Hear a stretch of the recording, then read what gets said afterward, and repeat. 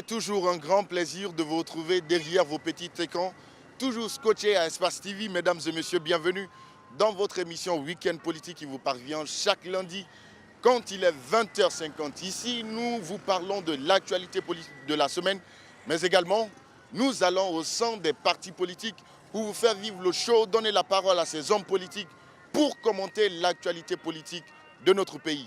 Vous nous suivez depuis l'intérieur du pays, à Kankan, à Mamou, à Nzere Corée, à Gekedou. Merci de votre fidélité à Espace TV.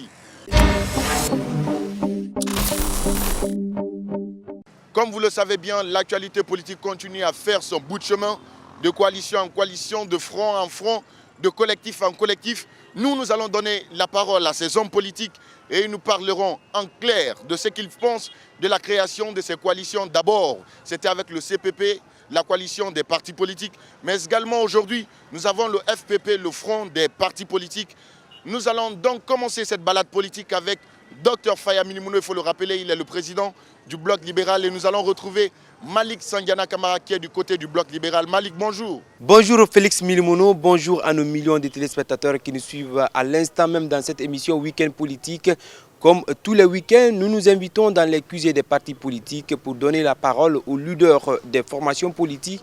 Alors aujourd'hui, dès ce matin, déjà nous sommes au siège du parti BL pour rencontrer Dr Faya Milimono. Avec lui, nous allons parler de la mise en place de cette cour appelée la GRIEF qui va s'activer, n'est-ce pas, dans la lutte contre le détournement du fonds public et aussi de la rencontre des politiques avec le président de la transition, Mamadi Doumbouya. Qu'est-ce qui a été dit lors de cette rencontre? Tout de suite, nous allons en débattre plusieurs autres questions dans cette émission Week-end Politique. Bienvenue à tous.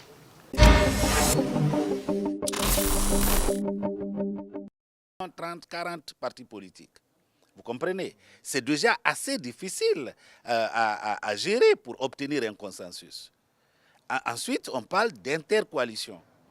Mais ce qu'on a besoin à ce niveau-là, c'est quelque chose de très souple, pas trop rigide. Et dans le cadre de cette souplesse, qu'est-ce qu'on a dit?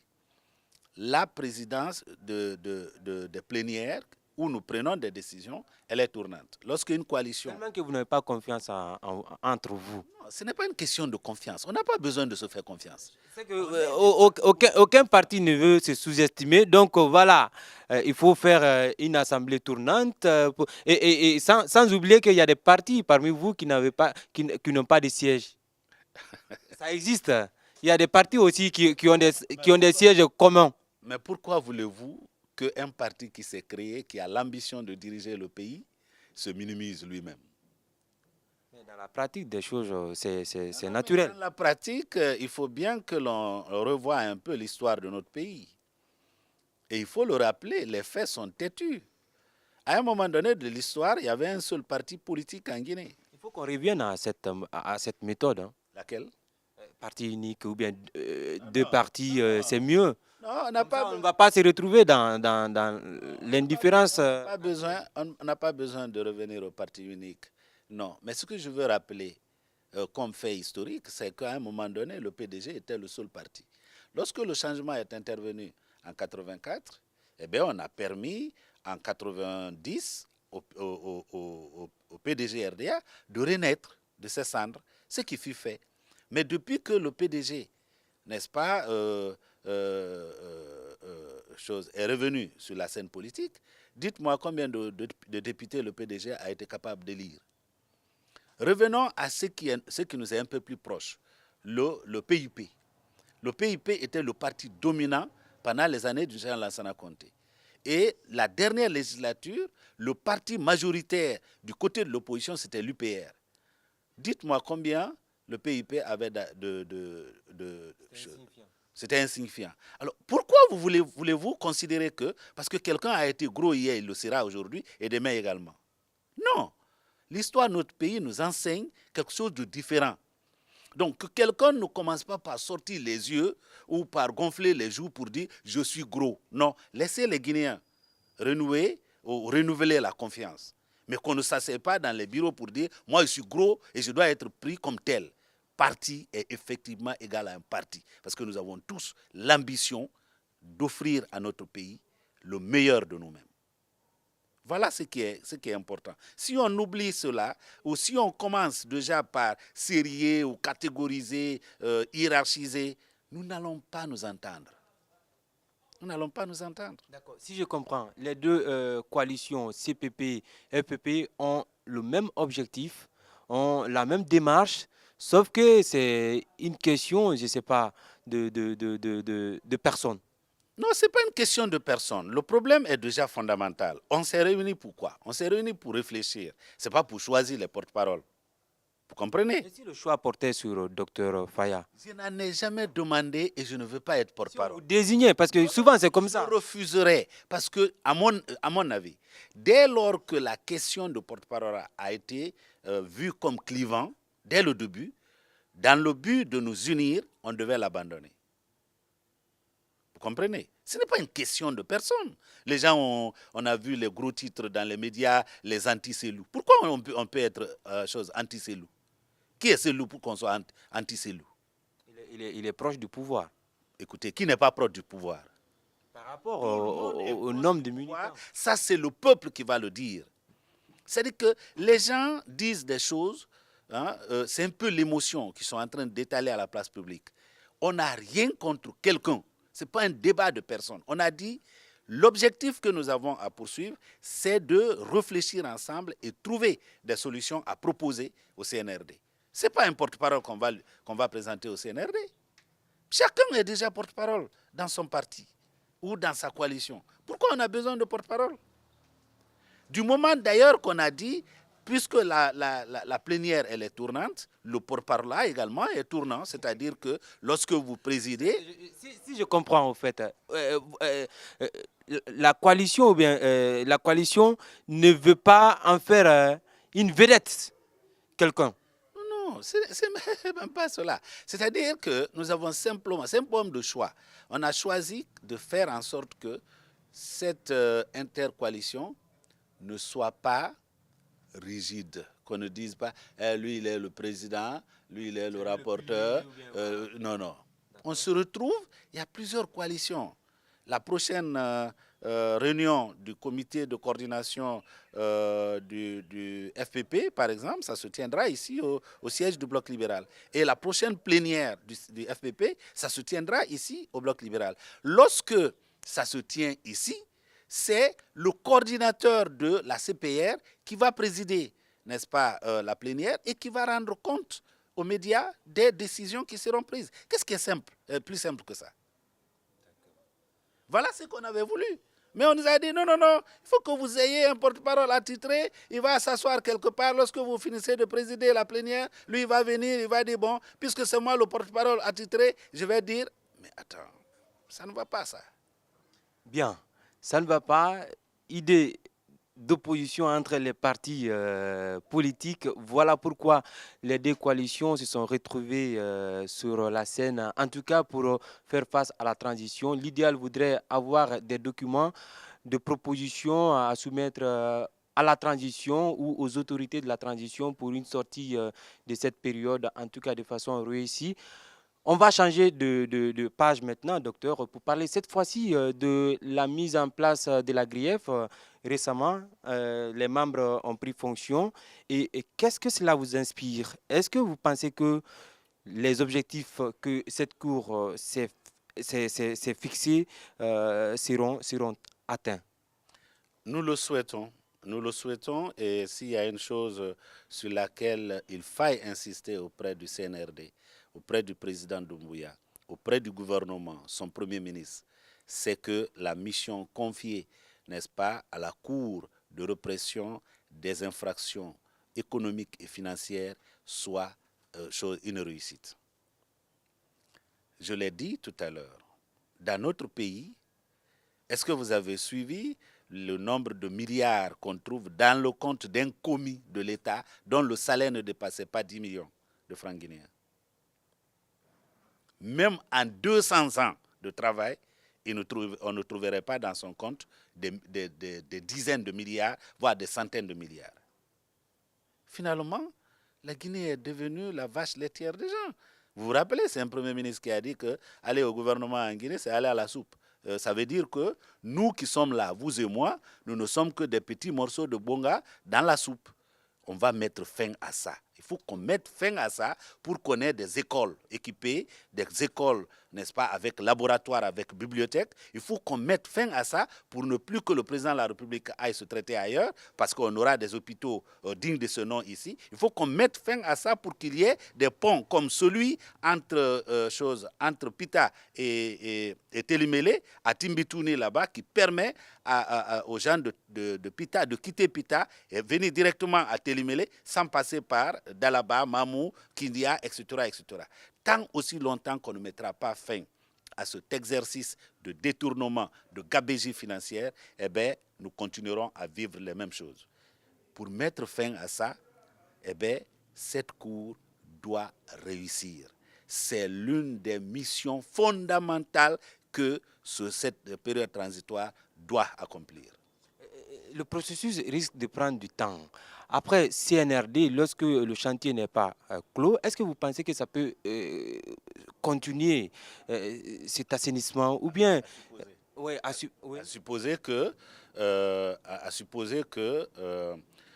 parmi les prétendants à la magistrature suprême demain, il y ait des gens qui sont comptables de quelque chose. Alors, si on dit, bon, puisque la procédure elle est lente, elle ne va pas finir, ben, lorsque quelqu'un qui aurait pu être épinglé parce que pour la gestion passée réussit à être à la magistrature suprême, vous croyez que le dossier sera une fois traité? Ça ne sera jamais traité. C'est ce qui a toujours permis à l'impunité de devenir la règle dans notre pays. Et si on veut mettre fin à l'impunité dans notre pays, il faut que nous soyons exigeants quant à ceux qui doivent nous diriger au plus haut niveau. Okay. Déjà, les listes, une partie des directions ou des entreprises à enquêter sont connues et parmi ces entreprises ou ces directions, nous avons aujourd'hui des acteurs politiques qui sont influents déjà et qui répondront forcément à cette cour. Est-ce que vous ne pensez pas que ça peut être aussi, comment dirais-je, un conflit qui ne dira pas son nom? Il n'y a pas de conflit dans ça. Quand on gère, on rencontre. Il n'y a pas de conflit. Que ce soit en France, aux États-Unis, partout ailleurs. Écoutez, le Ghana, à côté, était plus que la Guinée en termes de détournement de biens publics, en termes de gabegie financière. Quand Raoul est venu, il a dit, ne confondez plus votre poche à la caisse de l'État. Le premier qui a failli, c'était un proche. Il a été exécuté. Si aujourd'hui, le Ghana est le meilleur élève du Fonds monétaire, etc., ça bouge au Ghana, c'est parce qu'il y a eu cette moralisation, n'est-ce pas, de la vie publique au Ghana. Pourquoi les gens pensent qu'en Guinée, on ne doit pas le faire? Hier, j'ai fait un petit post sur ma page où j'ai dit la Cour ne devait pas se limiter simplement aux 11 ans de gestion du professeur Alpha Condé, mais doit remonter à la gestion du général Lansana Conté. C'est ce qui est fait. Aussitôt, il y a ça veut dire qu'on a public dans les réseaux sociaux se sont attaqués pour dire on vise quelqu'un. On ne vise personne. Nous voulons simplement. Qui font allusion selon vous? Je ne sais même pas de qui ils vont faire allusion parce que si. moi je ne pense à personne. Si, c'est Lou. On a parlé de Air Guinée depuis longtemps. On parle de lui. Le démantèlement des réseaux ferroviaires, on citait son nom pendant tout ce temps. En fait, si on veut mettre fin à l'amalgame qui consiste à condamner en Guinée des groupes au lieu de condamner des individus, vous ne vous rendez pas compte que chez nous, soit on condamne les anciens ministres, on condamne les anciens premiers ministres, on condamne les 500, je sais pas moi, comment, les 518, on condamne les ethnies, on condamne les clans, etc., etc. Alors que la responsabilité pénale, elle n'est pas collective, elle n'est pas transférable, elle est individuelle.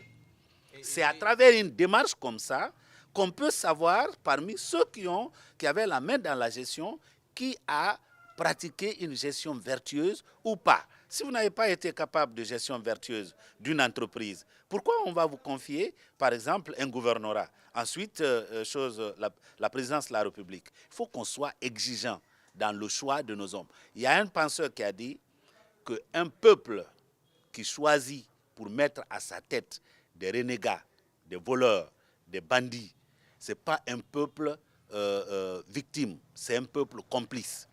Nous pensons que c'est le début de la rupture, depuis que le CNRD est arrivé. C'est pourquoi il y en a qui disent non, vous voulez qu'on traîne les pas, vous soutenez. On n'a pas besoin de soutenir le CNRD. Le CNRD a trouvé que nous avions déjà pensé que la Guinée avait besoin d'une rupture. Eh bien, si cette rupture a commencé, nous n'allons pas lui jeter la pierre. Merci, docteur. C'est moi qui vous remercie. Le BL et son président soutiennent les idéaux du CNRD jusqu'à preuve du contraire. En tout cas, c'est ce qui nous a fait comprendre au cours de cette émission. Merci de l'avoir suivi et l'émission continue sur Espace TV avec Félix Milimono. Voilà, docteur Faya Lansana Milimono qui était au micro de Malik Sandiana Camara. Nous allons partir cette fois-ci du côté de Afia où nous allons retrouver Salou Bella qui va nous parler au micro de Alsen Barry. Alsen, bonjour. Bonjour Félix, bonjour à tous. Il a été l'un des élus du RPG Arc-en-Ciel durant les 11 ans de gouvernance du professeur Alpha Condé. Pourtant, il n'a bénéficié ni d'un poste ministériel, encore moins de direction. Celui dont on parle, c'est Dr Salou Bella Diallo du parti Hafia. Il y a quelques semaines, il a démissionné de cette alliance et nous allons le rencontrer pour parler de cette démission, mais aussi de l'actualité politique. Bonjour et bienvenue.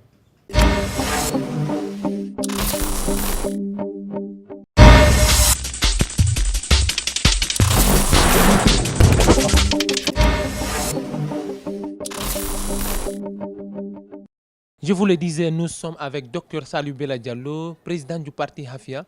Bonjour. Bonjour. Donc, première question, il y a déjà plus de 5 mois depuis que le CNRD a pris le pouvoir et jusqu'à présent, on ne connaît pas la durée de la transition. Aujourd'hui, au parti Hafia, qu'est-ce que vous préconisez ou bien vous pensez qu'on peut aller vraiment naviguer à vue? Ce que vous devez savoir, tout est science. Tout est une chose et le contraire de cette chose. La transition dépend de son contenu. Pour déterminer la durée de la transition, il faut s'intéresser au contenu de la transition. Les organes de transition sont installés déjà, la charte est faite. Et les organes, le CNT n'est pas mis en place.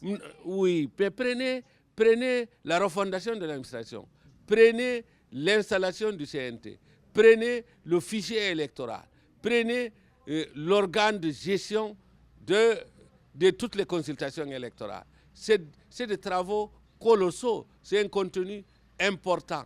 En prenant la refondation, depuis l'indépendance jusqu'à maintenant, est-ce qu'on a bien travaillé? Est-ce qu'on n'a pas fait des erreurs? Donc pour vous, on n'a pas besoin de donner un calendrier? On doit un diagnostic. La transition doit faire le diagnostic de l'état de lieu. Un état de lieu est impératif. Il faut que tu identifies, que tu fasses le diagnostic pour pouvoir traiter, assurer une thérapeutique spécifique, afin que tout ce qui est mauvais, que cela ne se reproduise plus jamais. Si on dit aujourd'hui que la transition de 2010 a échoué, et donc la transition de 2022, donc que la transition de 2021, puisque c'est 5 septembre 2021, il faut que celle-ci réussisse. Il faut combien de temps? Il faut combien de temps? Il faut combien de temps, je vous ai dit. Il faut voir pour la refondation quelles sont les activités à faire. Et il faut voir au niveau du fichier électoral les travaux à faire. Pour ce fichier, il faut l'extérieur et il faut l'intérieur du pays. À travers tout au long de la frontière et la porosité qui est observée, est-ce que les recensements antérieurs n'ont pas enregistré des non-guinéens dans notre fichier? Est-ce qu'au niveau extérieur, même les 20%, je m'en vais vous dire, ne sont pas recensés? Et donc, il faut la participation au niveau des législatives des Guinéens de l'étranger et il faut leur participation au niveau des élections. Donc pour vous, on n'a pas besoin d'un calendrier exact, quoi. C'est que je comprends bien. Le calendrier dépend de l'identification de toutes ces activités afin que nous sachions ce que nous avons à faire et que nous puissions, sans se laisser influencer réellement à 100% par l'extérieur qui est pressé de venir nous dilapider nos ressources immenses, il faut que nous soyons maîtres de nous-mêmes. Il faut que nous sachions mener nos activités. Nous avons des cerveaux réellement riches. Nous avons des Guinéens beaux, intelligents et engagés, patriotes. Il faut que nous puissions nous unir ensemble pour identifier en posant un diagnostic tout ce que nous avons en Guinée afin que nous puissions traiter tout ce qui est mauvais et que nous puissions faire en sorte que les points forts soient toujours maximisés et que les points faibles soient réellement et considérablement minimisés jusqu'à 0 afin que nous puissions finir à faire un déroulement sans faute de la transition. Et hier, Charlotte, le procureur de la Cour d'appel, a déjà parlé de certains dossiers, notamment le dossier de Dioma et bien d'autres dossiers. Aujourd'hui, quelle est votre lecture de cette situation? D'abord, c'est le quatrième pouvoir. La justice, oui, le président l'a dit. Le président l'a dit, c'est la boussole. La justice, c'est la boussole. C'est notre domaine. Nous, politiciens, vous savez que c'est toujours les magistrats. Il y a d'autres qui disent, je ne parle pas avant mon avocat. Donc, c'est dans le contenu de la transition. Donc, c'est dans la refondation de l'administration. Et je pense que ça, c'est un pilier qui est connu, qui est identifié et qui permet de déterminer la durée de la transition. Puisque quand vous voulez éclaircir tous les domaines de la gestion, ça demande du temps, ça demande des ressources. Et pour diminuer la durée de la transition, il faut augmenter les ressources dans le domaine global. Augmenter les ressources. Il y a les ressources d'abord humaines, après les ressources matérielles et les ressources financières. Et donc, il faut agir dans les deux sens. Ne pas être trop lent, ne pas être trop pressé, agir sur les moyens à déployer pour qu'autour de 24 à 36 mois, plus ou moins 6 mois, que nous puissions finir la transition. D'accord. Voilà, c'est sur ces mots du docteur Salou Bella qu'il faut agir prudemment que nous allons retrouver Félix pour la suite de l'émission. Voilà, c'est sur ces mots qu'il faut agir prudemment, selon le docteur Salou Bella pour la durée de la transition. Nous allons retrouver Félix pour la suite de l'émission. La politique, c'est comme ça, le mensonge des uns fait la vérité des autres. Et la vérité des uns fait le mensonge des autres. On va donc relancer le débat avec le parti des conservateurs de M. Cissé. Retrouver encore Malik Sandiana Camara, qui est du côté du parti des conservateurs. Malik, à toi l'antenne.